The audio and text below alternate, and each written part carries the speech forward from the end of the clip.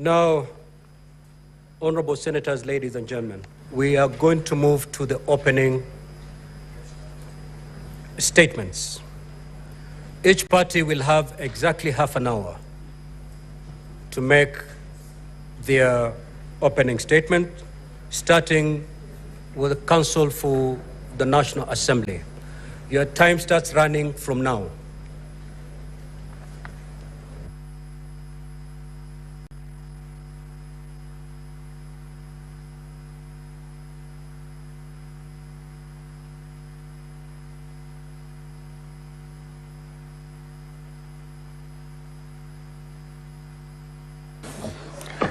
Thank you very much, Mr. Speaker and honorable members of the Senate. Indeed, speaking for us, this is a very momentous occasion in our history and must be recorded as such. The United States of America is 248 years old since its independence. And for that entire 2.5 centuries, no vice president of the United States has undergone a process of removal by way of impeachment. In a way, we are making history. And for me, it is such an important occasion for the 13th Parliament and this Senate that it will go down in the annals of history that the first impeachment of a deputy president in the Republic of Kenya was undertaken by this particular Senate. And we come here with a lot of confidence that the Senate is not new to the process of impeachment as understood under our Constitution. Indeed, the Senate has handled so many impeachment proceedings in relation to the offices of governors and deputy governors. And more importantly, that this Senate has been a great contributor in establishing the jurisprudence revolving around the impeachment process in the Republic of Kenya. Many of the cases that have gone for determination in our system of courts, High Court, Court of Appeal, and the Supreme Court have involved the participation of the Senate. So as we address you today, we are not addressing a chamber that is dealing with a novel idea. Indeed, by dint of Article 10 of the Constitution, which requires all state organs and state officers to make any decisions or apply the law and the Constitution, they are required to apply the Constitution of the Republic of Kenya. That is by dint of Article 1, Article 10, Sub-Article 1. So it should not be lost to anybody that the application of the Constitution in decision-making is entirely in the province of the courts. This Senate, on this particular issue, you are seized of this matter. It is an exclusive jurisdiction that is granted to the Senate to undertake a trial for the impeachment and removal of a deputy governor or governor or deputy president or president. This is an exclusive jurisdiction that even the courts have spoken about many times. The courts can intervene in limited and justified occasions that merit their intervention. But it should never be lost that this is the trial court, if I may put it that way.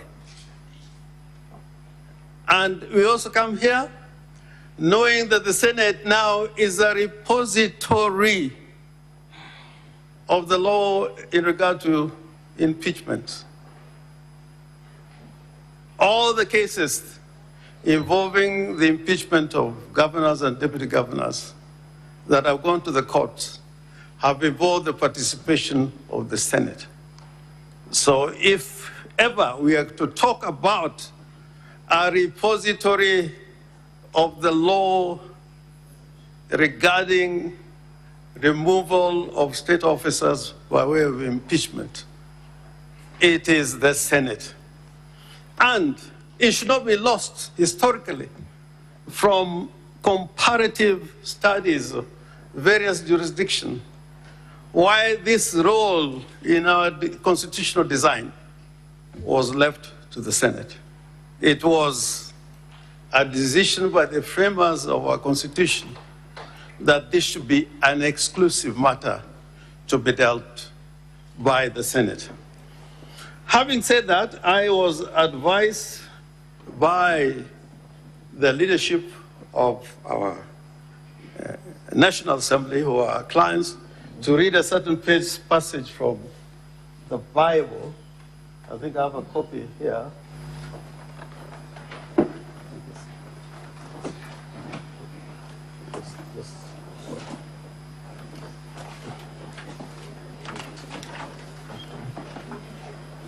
Yeah, I'm so sorry. I had to carry this particular Bible. I was so advised. And this is, I read the Bible a lot to myself, but never in this kind of occasion. And this is in the book of Exodus 22, verse 22 and 23. And I'll read both the St. James Version, which is the one I prefer because of the language, and from the Living Bible, which is in English is more appropriate. And I read, that is from the King James Version.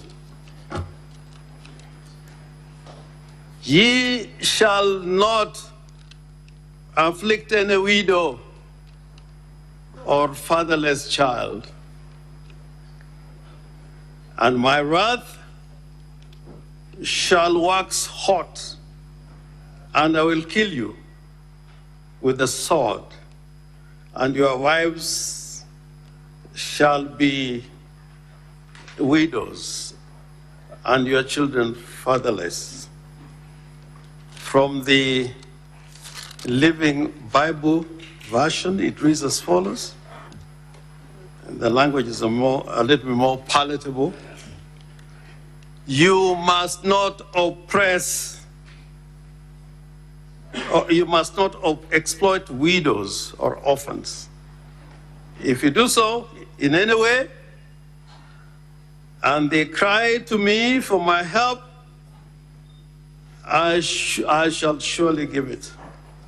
And my anger shall flame out against you, and I will kill you with enemy armies, so that your wives will be widows and your children fatherless. This is the Lord of the Old Testament. Now, I will come back to this matter later, but for now, I want to walk a constitutional journey with the Senate in giving a panoramic view of what our constitutional order is in regard to the office of the president and the deputy president. Under the old constitution, we had no provisions that like the ones we have in this constitution. But this Constitution, and I want to persuade the Honorable Senate, that it does not just address rights as contemplated in the Bill of Rights, but it also addresses fears. Fears out of a long and experience of the people of Kenya.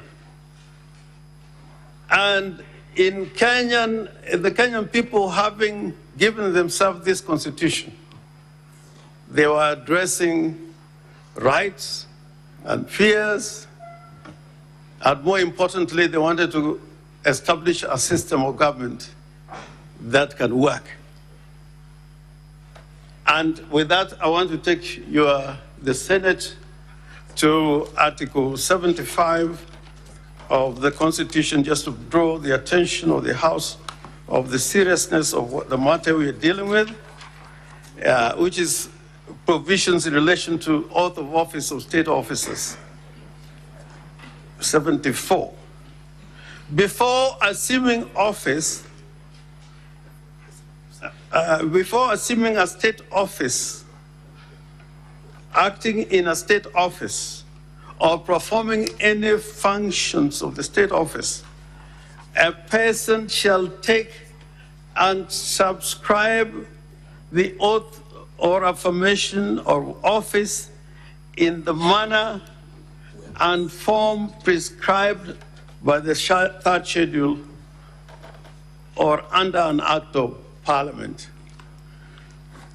Mr. Speaker, I want to take you to that schedule, and I want to draw a difference, a distinction between the oath of office that is administered to the President and the Deputy President, as opposed to the other oaths that are taken by other state officers, including members of Parliament. And there's a big distinction.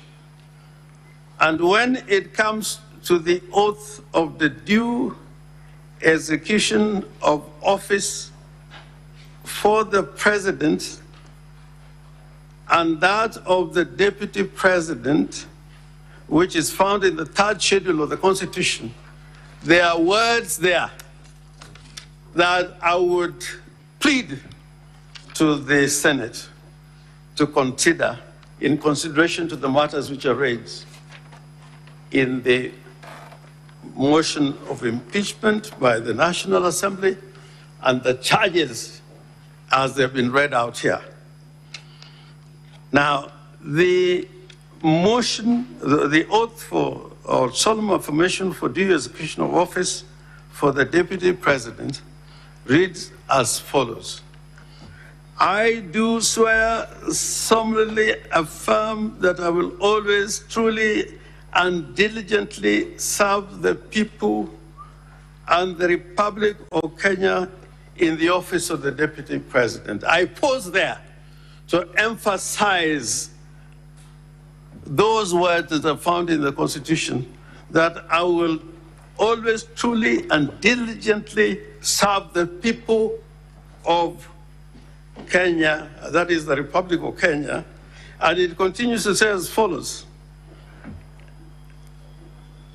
that I will diligently discharge my duties and perform my function in the said office to the best of my judgment, that I will at all times, when so required, faithfully and truly give my counsel and advice to the President of the Republic of Kenya, and that I will do justice to all without fear. I emphasize the word doing justice to all. Those three words in the oaths and affirmations for due execution of office, which are found in the third schedule, are not contained in similar words when it comes to the Speaker of the Senate, the Speaker of the National Assembly, the Chief Justice. It only applies to the Deputy President and the President. Why am I saying this? Because if you look at the Constitution in terms of the election of the president and and the deputy president, you'll find that, Mr. Speaker, sir, that the president and the deputy president are elected at constituencies. At constituencies. And in that election, they must receive a majority of votes in at least half the constituencies in the Republic of Kenya. What I'm trying to say, it has come out, and I say this with utmost respect, that the deputy president who stands here on trial by the Senate would assume that he was elected to represent the interests of a certain region. Whereas the Constitution is clear, he's elected by the whole country. He's got no area to protect. Under the old Constitution, the president had to be elected from a constituency, a vice president had to be elected from a constituency as a member of parliament. This Constitution has no similar provisions.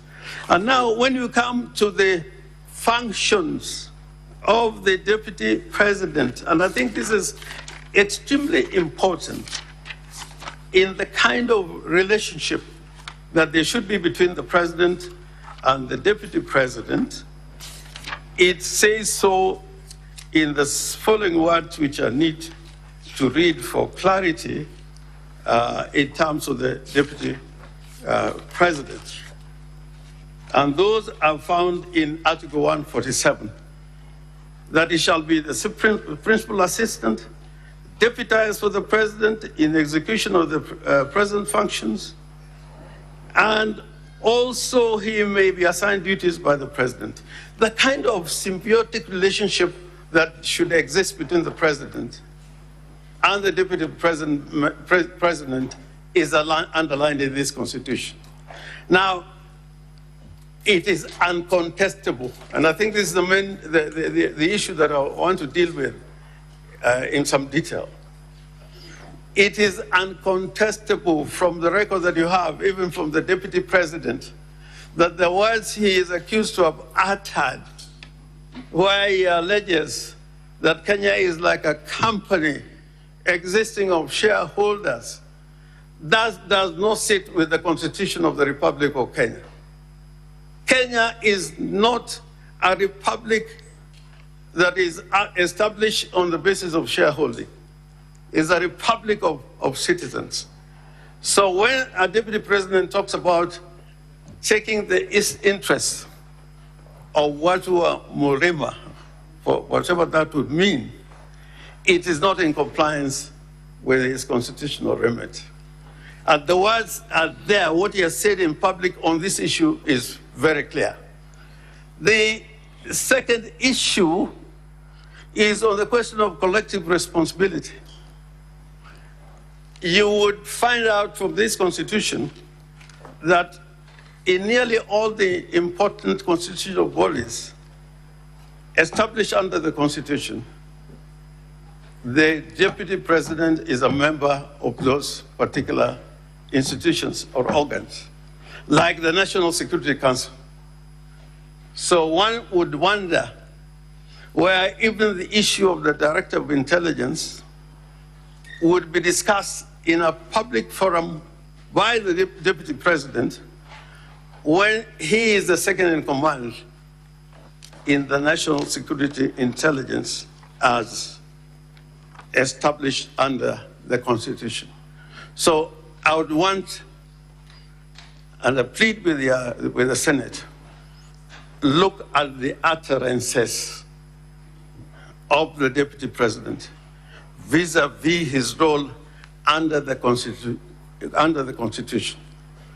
And he has even said that where he has said certain things that are deemed to be insightful, that is protected speech. It cannot be protected speech under our Constitution, because under Article 33 of the Constitution, because of what we have undergone as a nation, Article 33, sub-article 2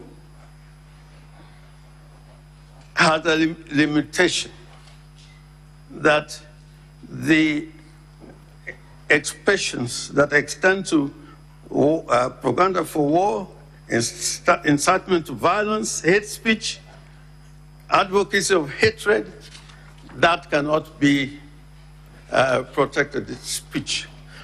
Now, the other very important point, which I want to put before the Senate, sometime in February 2017, the Deputy President traveled to London, and he went to a hospital in London where his brother was admitted in ICU. When he arrived the next day, he prevailed upon his brother to execute a will.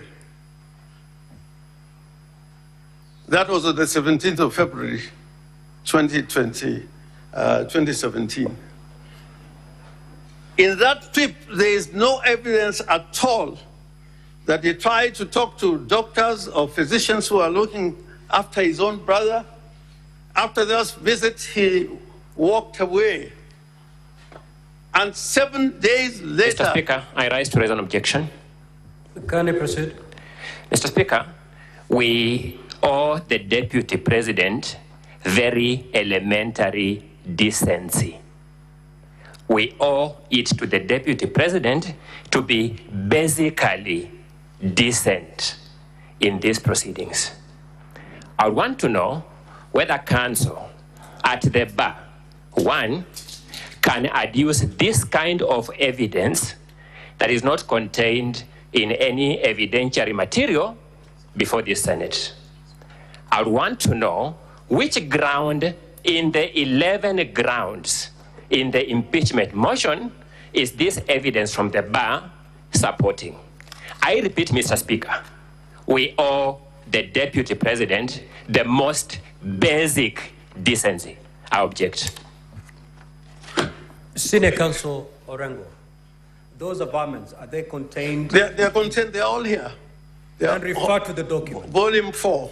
I am not referring, because if I've got to refer to every document, it will take a lot of time, and I have only 30 minutes. If you look at volume 4 of this document on public participation, from page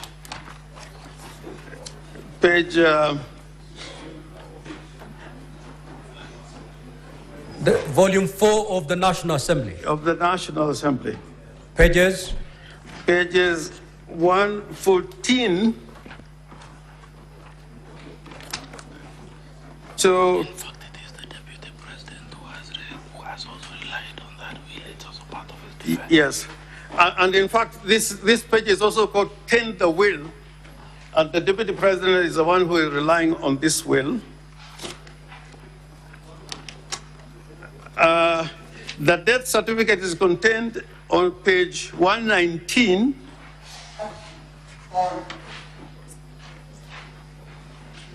And it shows the only person who attended the deceased, the brother of the Deputy President at that time, was his daughter, was the only person present. And then there's the will. And in the documents on page 128, and this is why I was raising this matter, on page 128, there's a letter by Mr. Madenge and Mr. Njoroge Rigeru, who together with Mr. Rigathi Gachagua were the joint will executors. And they're complaining about the conduct and action of the Deputy President as an executor of the will and a family member of the late Nderitu Gachagua. On page 129, paragraph 8, there, and it says, from bank statements to this, for this account seen by us, you transferred some funds from these accounts to other persons as follows. On the date when Nderitu Gachagua died on the 24th, the deputy president was already withdrawing money. On the day he died, and that day when he died, he was there only with his daughter. And then they say on the 19th of May 2017, again another money was withdrawn and paid to Messrs. Oamunyuro Investment Limited. This story, you will find it in the documentation. And part of it is what Mr. Njomo was saying. Counsel for Deputy President, just have your seat. When your time comes, you'll be able to make the rebuttals. Proceed, Senior Counsel. How many minutes do I have?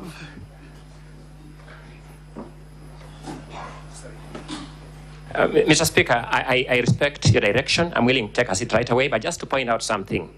The document you are being referred to is the document you held in abeyance. Because it was given to us later for purposes of our consideration. That's number one. Number two, Mr. Speaker, you remember that my learned colleague talked about how my client traveled to London, how without talking to any doctor. These are factual claims, Mr. Speaker, that are just coming from the bar. Mr. Speaker, number three, the opening statement speaks to the motion and the grounds in the motion. I beseech this House direct that parties restrict themselves to the motion and the grounds in the motion. The facts you are now being referred to have no basis in the motion and the grounds in the motion, unless Senior Counsel, His Excellency Governor Orengo, can draw your attention to any ground in the motion that those facts are not addressing. I repeat what I said, Mr. Speaker, the ruling is yours. We owe it to the Deputy President and the integrity of our checks and balances institutions to maintain basic decency in these proceedings. I rest. In fact, Counsel, I cannot tell you how you're going to make your opening statements. If you're going outside the allegations, that's up to you. The senators are here listening, and they'll be able to make the necessary decision at the end of it. Now, Senior Counsel Orengo, there's an averment that you've made that the Deputy President of the Republic of Kenya, on a certain date that you indicated, traveled to London. Yes. The evidence is his sick brother. Yes. And on the side of the sickbed, he made his brother sign a will. Is that contained anywhere in the documents from the National Assembly? My Lord, Mr. Speaker, if you look at volume 4 from the pages that I indicated, right from page 113, it shows what flight he took, at what time, a British Airways flight on the 16th, and arrived in London on the 17th. The only business that comes out from that document and his documents is that he got a will signed, and there is no further evidence of his activities in London until 24th, when the only activity in which he didn't participate was to be present when his brother died in London. But all this I'm saying in relation to the allegations that we have against the Deputy President. Mr. Speaker, sir. Counsel, ordinarily, no objections are raised during the 30 minutes of the opening statement. Ordinarily. I have tried to accommodate, but now you're stretching my generosity a bit too far. Allow Senior Counsel Orengo to conclude, In your opening statement, you may choose to make a rejoinder. What I want to conclude is this. From what I've said, from the way his brother's account were raided, that was continued to the time when All Life Guidance was acquired for a sale by proxy of 412 million shillings. He bought property in Nyeri, the Outspan and Treetops for an amount exceeding 800 million shillings. And we're saying part of that money was not money coming from him, and evidence will show that he was raiding monies that truly belonged to the estate of his late brother to acquire property.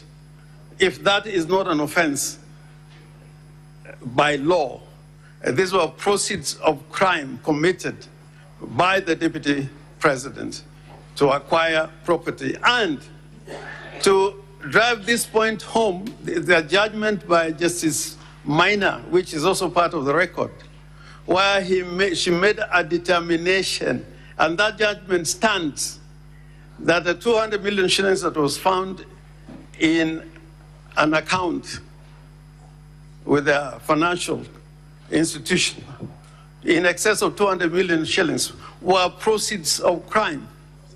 And that 200 million shillings, again, the documentation here, if you look at it and we show it in evidence, was the same money that was used to acquire Treetops and Aberdares as part of the money that his sons were able to use to acquire those properties.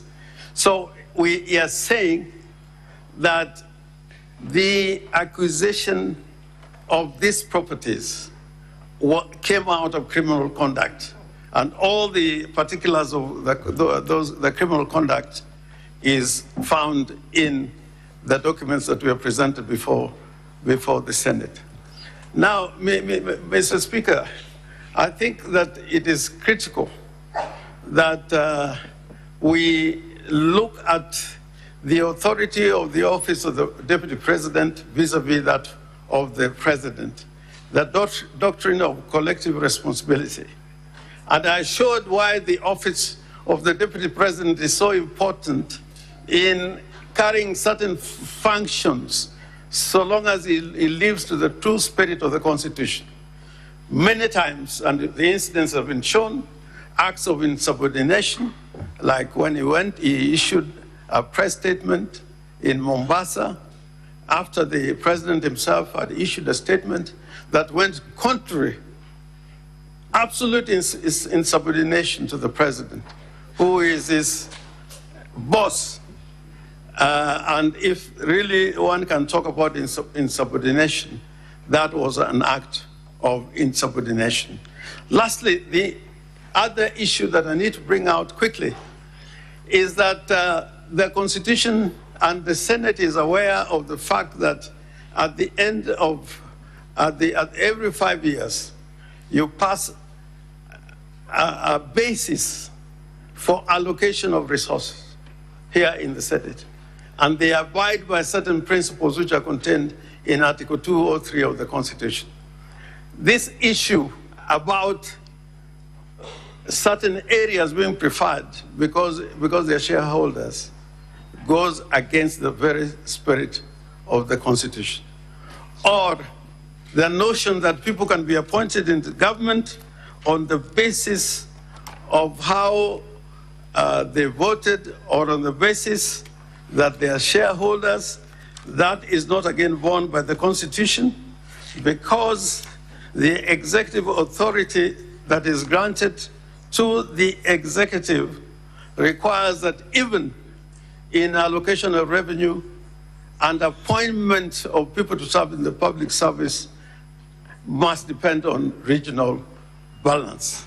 So to talk about shareholders, to talk about some people being able to reap on the basis of shareholding, that is repugnant and in conflict with the provisions in our Constitution. Now, Mr. Speaker, I would want to say this with all the seriousness it deserves. This constitution is supposed to work. It's supposed to work. And it can only work if state officers are compliant with the provisions of the constitution. 2 minutes to wind up. Yeah. Well, if they're compliant with the provisions of the constitution.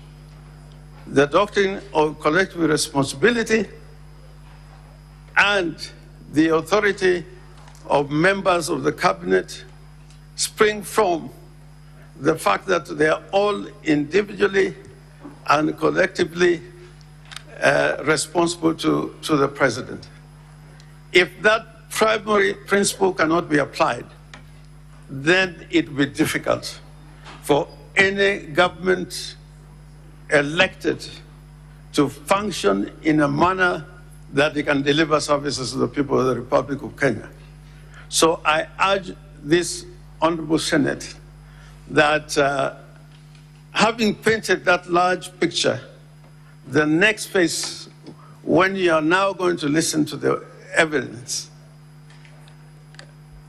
and look at the exhibits that we have attached, you will find that a strong case has been made out for the impeachment and removal from office of the Deputy President of the Republic of Kenya. And this Senate should not shy away from undertaking that responsibility. It does not matter that there is a matter that could be taken to DCI or to the AACC. The role of Senate is different to undertake oversight over those who are given a responsibility to manage the affairs of the country. And that does not depend on the role of any other agency or body created by the Constitution. Your role is to demonstrate to all people in state offices that this oversight role that you play, whether it is that of impeachment, to demonstrate to the people of Kenya that it is not cosmetic. And where there's evidence, like the evidence that we are showing and adducing before you, that person I'm afraid, Senior Counsel, your time is up. should suffer the consequence. I thank you. I thank you. Counsel for the Deputy President. Floor is yours.